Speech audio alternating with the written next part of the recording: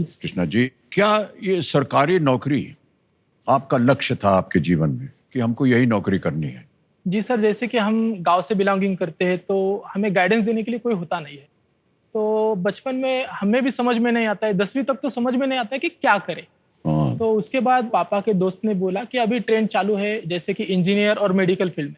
तो पापा बोले कि चलो ठीक है, फिर मैथ में अच्छे है तो तुम मेडिकल मत करो, तुम इंजीनियर को जाओ।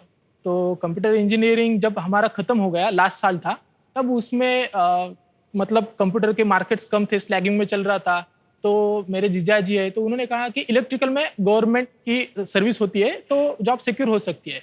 तो फिर बाद में मैंने इलेक्ट्रिकल में डिग्री की। तो ऐसा बात हुआ कि मेरे पास सर 3 साल कंप्यूटर का नॉलेज रहा, 3 साल इलेक्ट्रिकल का। तो इसके मामले में हो गया कि मैं ना कंप्यूटर परफेक्ट बन पाया ना इलेक्ट्रिकल बन पाया। अब जॉब भी मुझे मिली वो मैकेनिकल फील्ड की। मतलब मुझे समझ में नहीं आ रहा था कि मैं कंप्यूटर पढ़ा, फिर इलेक्ट्रिकल पढ़ने के बाद में जॉब में मैकेनिकल में कर रहा था। तो फिर हुआ उसके बाद कि सर कोविड आ गया, कोरोना। हाँ, उससे बहुत सारे गड़बड़ हुआ। तो उसमें सर मेरी जॉब चली गई। नौकरी चली जाने के बाद मैं अपने गांव गया, जो मेरे पिताजी दुकान चलाते हैं, तो मैं उसी में उनको हेल्प कर रहा था। लेकिन सर कैसा होता है, जब जवान बेटा 4-2 दिन घर आता है तो खुशी का माहौल होता है। लेकिन जब वो बेटा 2-3 महीने रहे या फिर 1-1.5 साल रहे तो घर वाले पे बोझ बनता है।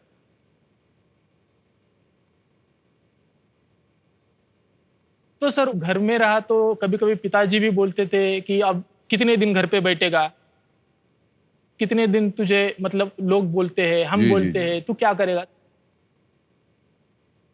जैसे कि अगर मैं कहूँ कि बिना शादी की लड़की जैसे घर वाले पे बोझ होती है ना सर, तो एक उम्र होने के बाद बेरोजगार लड़के भी उतने ही बोझ होते हैं।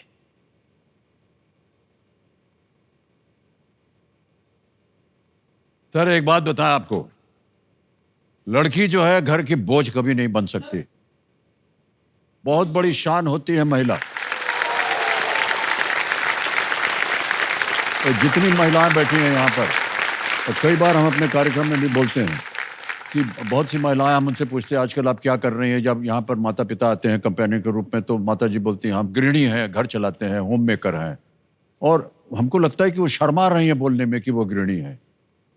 जो गृहिणी है ना, उससे ज्यादा काम जो और मेहनत जो है कोई और कर नहीं सकता। वो सबसे ज्यादा मेहनत करती है, पूरा घर संभालती है, पति को संभालती है, खाना पीना बच्चों को संभालती है, और इंतजार करती है रात तक कि जब तक पति नहीं आएगा, बच्चे सोने जाए, तब तक वो स्वयं भोजन नहीं करती है।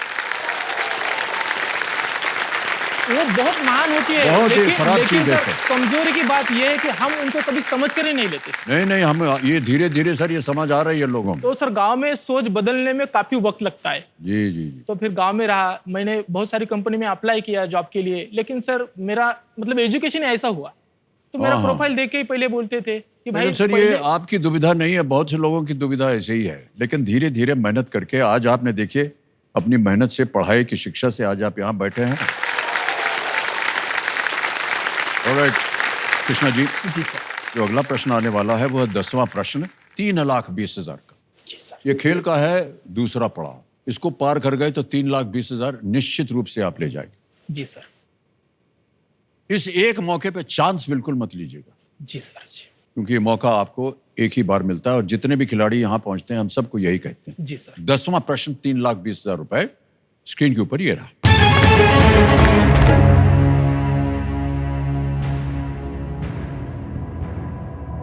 इनमें से किस राज्य के 2 पूर्व मुख्यमंत्री भारत के प्रधानमंत्री भी रहे हैं? 2 former chief ministers of which of these states have also become the Prime Minister of India? विकल्प देखिए आपके सामने। A Uttar Pradesh, B Maharashtra, C Karnataka या D वेस्ट बंगाल। उत्तर प्रदेश, महाराष्ट्र, कर्नाटक, पश्चिम बंगाल। सर लग तो उत्तर प्रदेश लग रहा है।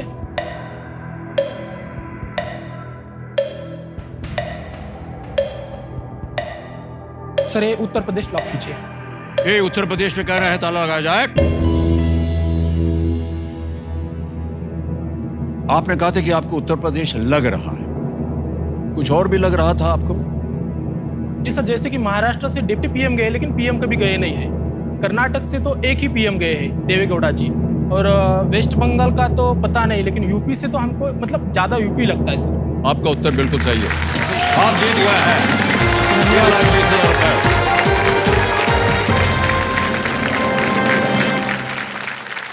उत्तर प्रदेश से दो पूर्व मुख्यमंत्री श्री चौधरी चरण सिंह और श्री वीपी सिंह, हाँ, वीपी सिंह चरण सिंह भारत के प्रधानमंत्री रह चुके हैं जी। और श्री HD देवेगौड़ा, जैसा कि आपने कहा, कर्नाटक के पूर्व मुख्यमंत्री रह चुके हैं। जी सर। मान्यवर 3,20,000 रुपए जीत गए। चेक आ रहा है आपके नाम, तालियां बज जाए इनके लिए।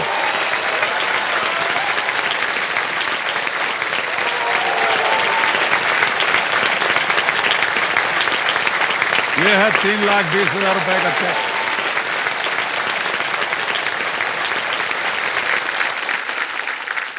सर हमारी एक रिक्वेस्ट थी। हाँ, मैं पापा को तो कभी उनके हाथ में सैलरी नहीं दे पाया सर।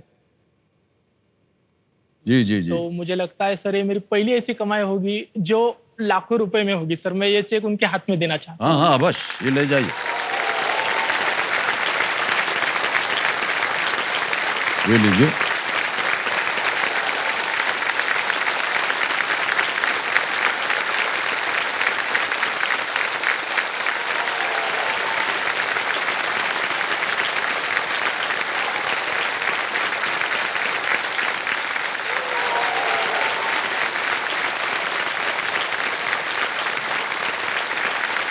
बड़ा साहब जी, अगर आप कुछ बोलना चाहें अब।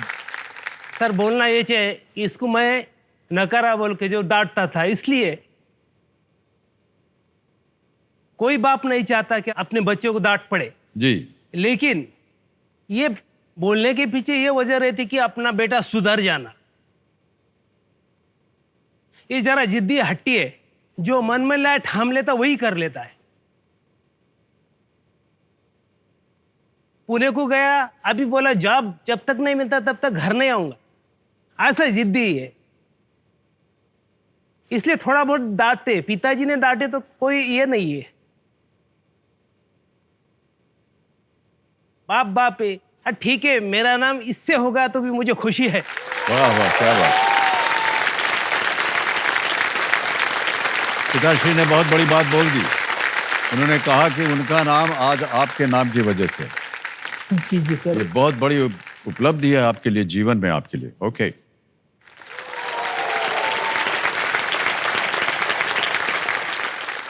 दुनिया में ऐसा कौन सा इंसान है जिसने गलती नहीं की हो अपने जीवन में? हम सब लोगों ने कहीं ना कहीं जाकर के अपने जीवन में गलती की जी है, हाँ सर। लेकिन उस गलती से उठ करके बाहर आना ये बहुत कम लोगों में होता है, और आपके बेटे जो है वो जीत करके आया है।